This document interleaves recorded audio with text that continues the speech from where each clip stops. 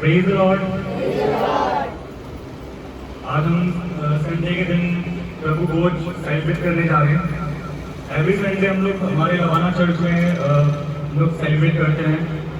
But मुझे ऐसा लगता है कि आप में से भी बहुत से लोगों को पता नहीं है कि हम लोग जो है प्रभु भोज क्यों करते हैं, उसके पीछे का क्या मीनिंग है, क्या हिस्ट्री है।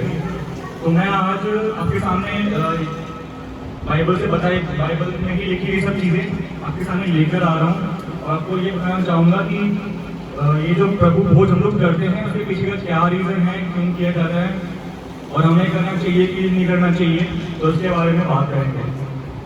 सबसे पहले तो प्रभु भोज है क्या, मतलब इंग्लिश में इसको कम्युनियन भी बोलते हैं, लॉर्ड सपर भी बोलते हैं, यूकैरिस्ट भी बोलते हैं और डिफरेंट कंट्रीज में अलग अलग डिनोमिनेशन होते हैं। डिनोमिनेशन मीन्स की लाइक ज्यूज, कैथलिक्स, अलग अलग ग्रुप्स होते हैं क्रिश्चियंस के।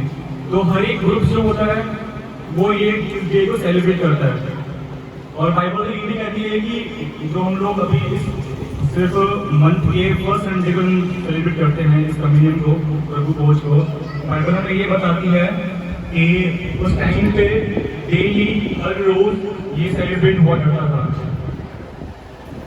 अगर आपको पता करना है कि ये कहाँ पे बताया गया है, आप जा सकते हैं प्रेरितों के काम, उस पर जो है प्रेरितों के काम, उसमें आपको मिल जाएगा। वहाँ पे आपको दिख जाएगा कि उस टाइम पे एवरी डे साथ बैठ के सबके सब रोटी तोड़ते थे और प्रभु का धन्यवाद करते थे।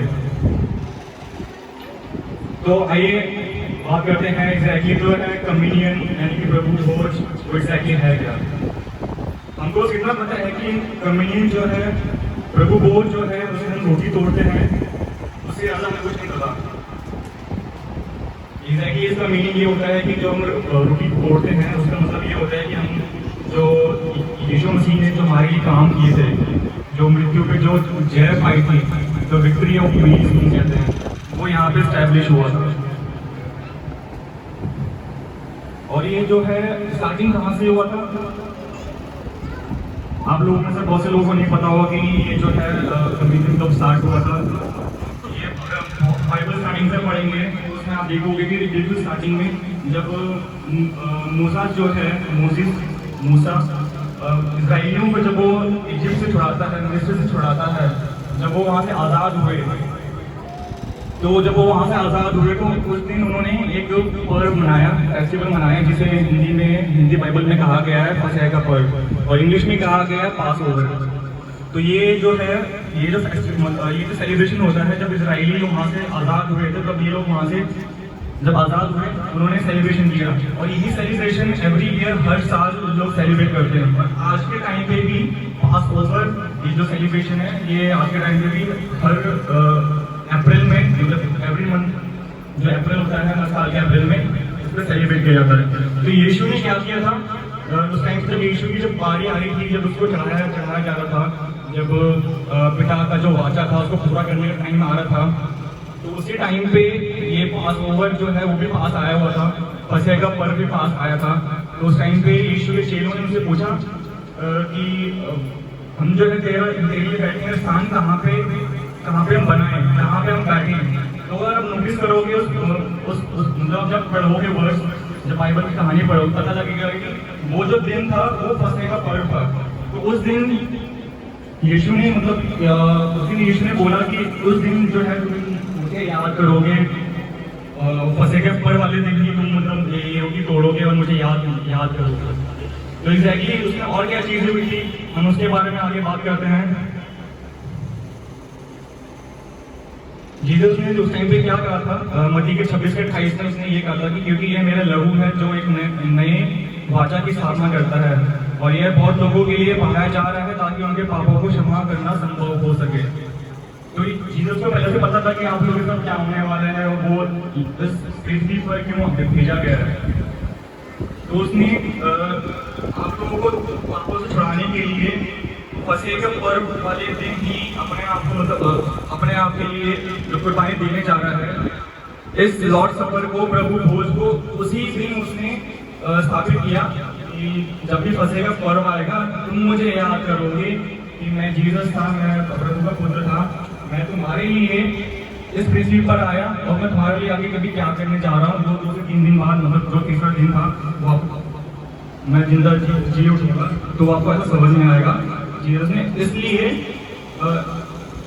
फसह के पर्व वाले दिन इस लॉर्ड सपर को यानी प्रभु भोज स्थापित किया था। अभी हम आगे देखते हैं कि इस तरीके से हमें ये करना चाहिए, क्या क्या उसके पीछे हमारे जो है मोटिव्स होने चाहिए, हम इसे क्यों करते हैं, इसका पीछे का पर्पस क्या है इसे करने का। ठीक है, पहला पर्पस तो हमें ये है कि यीशु ने जो काम किए थे वो तो हम सबको पता है कि हमें उसको फॉलो करना है, लेकिन जब हम प्रभु भोज की बात आती है उसमें किस तरीके से हम यीशु की जो उसकी व्यूज थे, जो उसके जो कदम थे, उनको कदम से कदम डाली कैसे करें।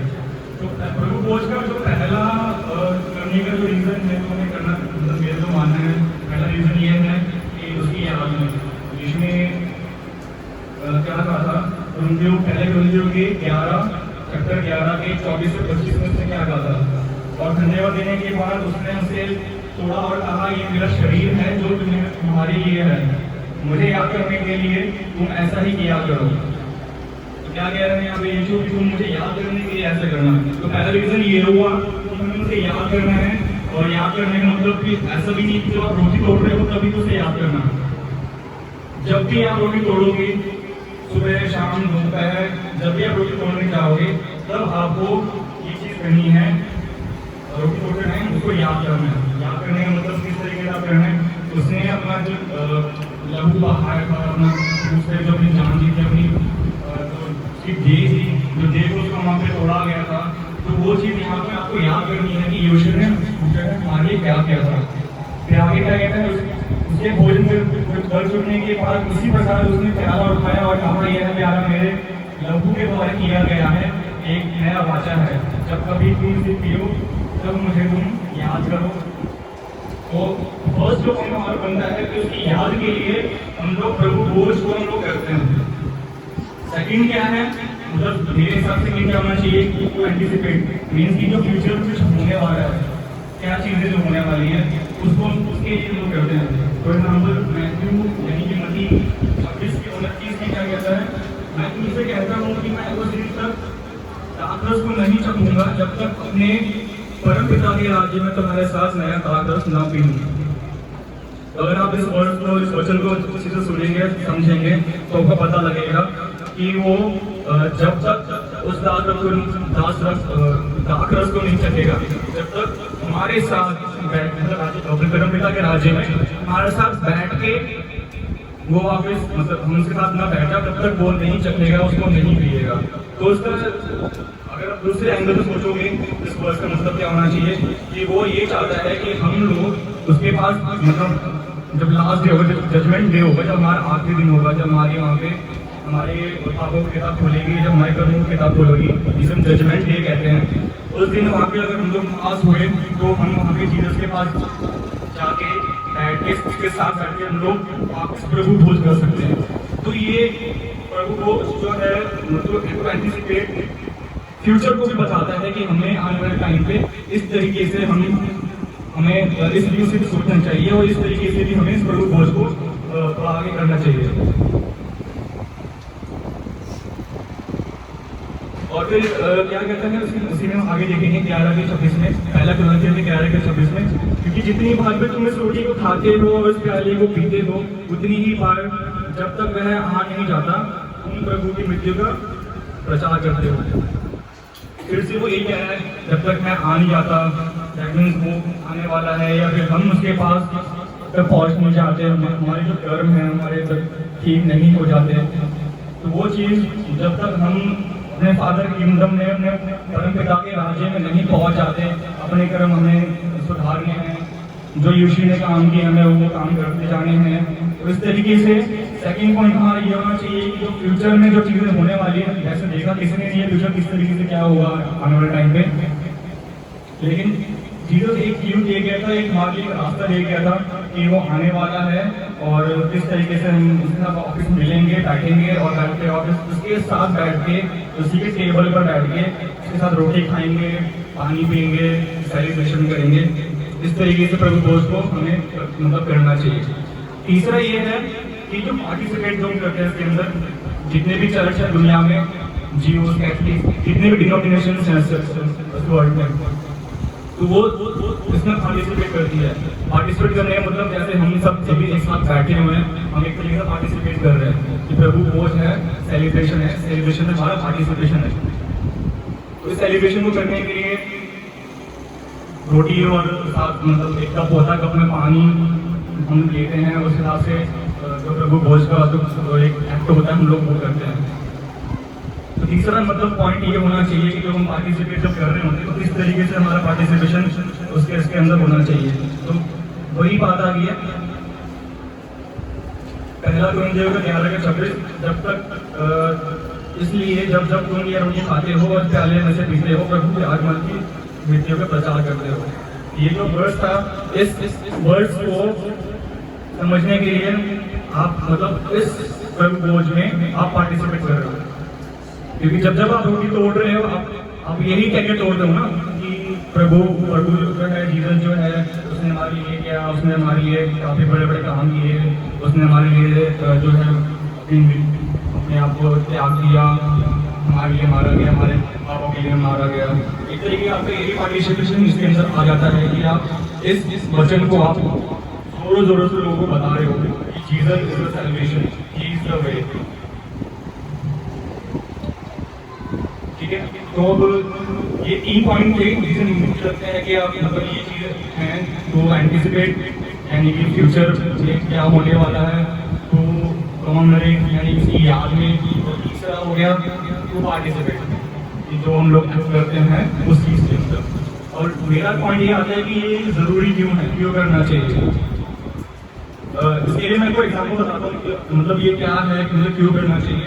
मैं आपको आपके लिए एक एग्जाम्पल बताना रखता हूँ। जैसे कि मेरे पास ही 500 का नोट है, ठीक है, 500 का नोट है और एक हाथ में मेरे एक क्लीन पेपर है। तो ये 500 का नोट और ये क्लीन पेपर है, तो दोनों पेपर ही, ठीक है, दोनों पेपर से बने, लेकिन कौन सा ज्यादा इंपॉर्टेंट है आपके लिए, किसकी ज्यादा वैल्यू है आपकी लाइफ में इन दोनों पेपर में से। 500 की नोट की 500 की नोट की ज्यादा वैल्यू आपकी लाइफ में। अगर वही चीज मैं इस पेपर में और पेपर ऐड कर दूँ, मतलब कि मेरे पास बहुत सारे पेपर हो गए और इसी के नंबर मेरे पास एक 500 का नोट है और ये बड़े सारे मेरे पास व्हाइट पेपर है, इसी व्हाइट पेपर से 500 का नोट बने, तो वैल्यू अभी किसकी ज्यादा है, 500 की नोट की वैल्यू ज्यादा है या पूरे पेपर की वैल्यू ज्यादा है? 500 की वैल्यू ज्यादा है अभी। तो आपको कैसे पता कि 500 की वैल्यू ज्यादा है?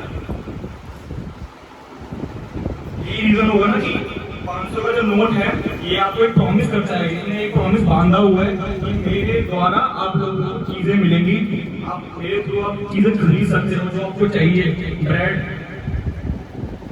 दूध, दही, कपड़ा, मकान, जो भी चाहिए आपको इसके थ्रू मिल जाएगा, ये आपको प्रॉमिस करता है। तो वैसे हमारे सामने कितना भी खाना पड़ा हो, चावल रोटी जितना भी पड़ा हो, वो सब का सब खाने के सामान ही है, हमारी लाइफ में उतनी वैल्यू नहीं है। लेकिन अगर वही चीज हम उसको as a Prabhu Bhoj, daily उसको हम एज अ प्रभु भोज करेंगे तो उसकी वैल्यू बढ़ जाएगी। कैसे वैल्यू बढ़ेगी? अगर आप उसमें बोलेंगे कि जैसे ये लिखा हुआ है, जो मेरा मांस लहू खाता है और मेरा लहू पीता है अनंत जीवन उसी का है और उसे अंतिम दिन फिर जिला उठाऊंगा। जीसस ने यहाँ पे एक प्रॉमिस किया था कि मैं उसे अंतिम दिन जिला उठाऊंगा।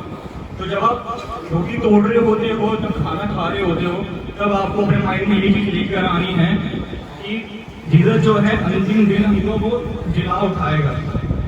तो इसी तरीके से जितनी भी वर्ल्ड में जितनी भी खाने हैं, जितनी भी ब्रेड है, जितनी है, उसकी कोई वैल्यू नहीं है जब तक कि आप उस रोटी को ऐसे जीसस ने जो बोला उसके थ्रू आप नहीं करते। तो उस खाने की वैल्यू उसी खाने के समान है जैसे आपने खाया और निकाल दिया, तो उस खाने की कोई वैल्यू नहीं है। ठीक है, तो इस तरीके से क्यों इम्पोर्टेंट है आपको बताया। जैसे 500 का जो नोट है आपको प्रॉमिस देता है कि आपको चीजें दिलवाएगा, वैसे ही यीशु का लहू और मांस आपको प्रॉमिस देता है कि वो आपको अंतिम दिन जिला उठाएगा। लेकिन क्या सबको जिला उठाएगा? हर एक के लिए सबके सब जो है अंतिम दिन जिला उठाएंगे? ऐसा नहीं है, क्योंकि जो हेवन है, जो स्वर्ग है, वो सिर्फ चुने हुए लोगों के लिए। बाइबल ये बताती है कि बुलाए हुए तो बहुत है, लेकिन चुने हुए कम है। तो उन चुने हुए में होने के लिए आपको क्या करना पड़ेगा? प्रभु बोझ के अकॉर्डिंग आपको बता रहा हूँ, चुने हुए होने के लिए आपको क्या करना पड़ेगा।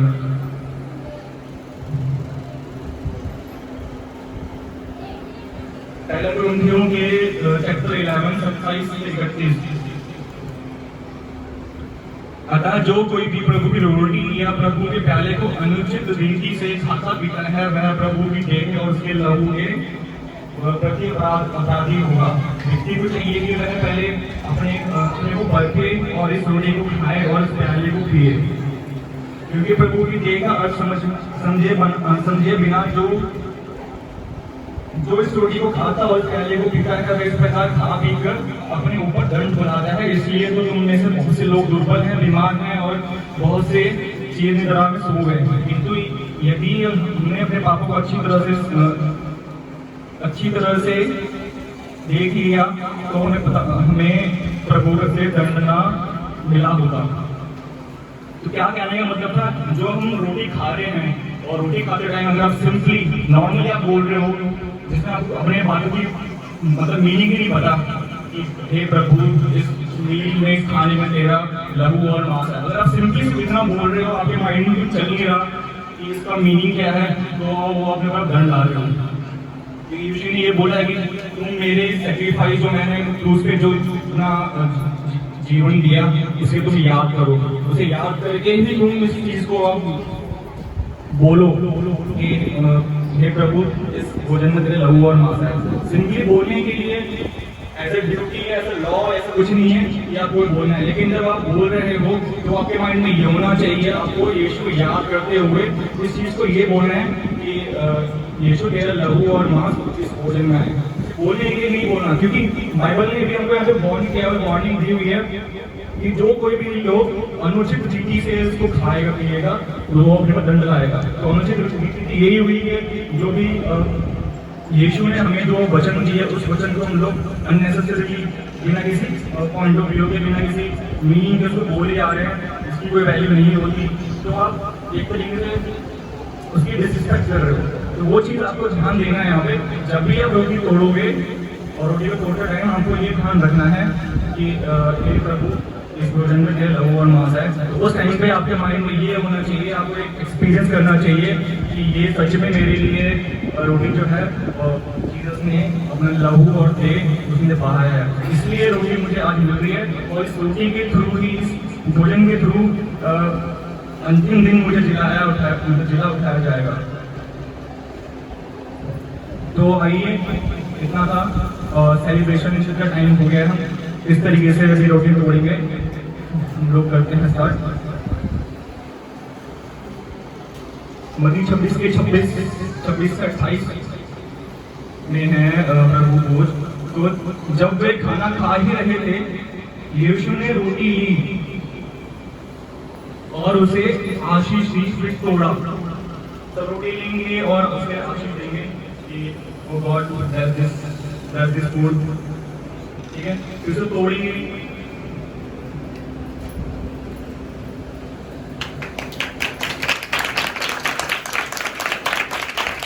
और अपने शिष्य जो उसके स्टूडेंट्स थे, जो उसके फॉलोअर्स थे, अपने शिष्यों को उसने रोटी दी और बोला इसे खाओ, ये है मेरी देह है।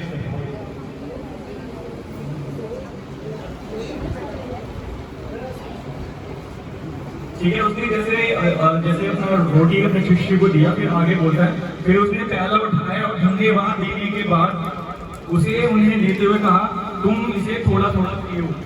तो आप प्लीज अपना कटोरी से पानी पिएंगे, क्योंकि ये मेरा लहू है जो नए वाचा की स्थापना करता है और यह बहुत लोगों के लिए बहाया जा रहा है ताकि उनके पापों को क्षमा करना संभव हो सके।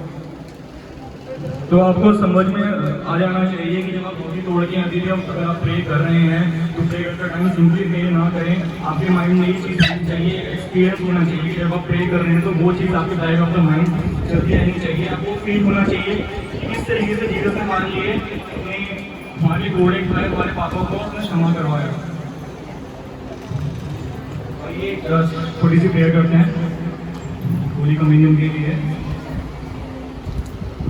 डियर गॉड इन हेवन, सब प्रे करते हैं, सब प्रे करेंगे सब। Dear God in heaven, thank you for this special time as we gather for communion. We are here to remember when your son Jesus gave his life on the cross. We are grateful for the bread and the cup we have to partake into this.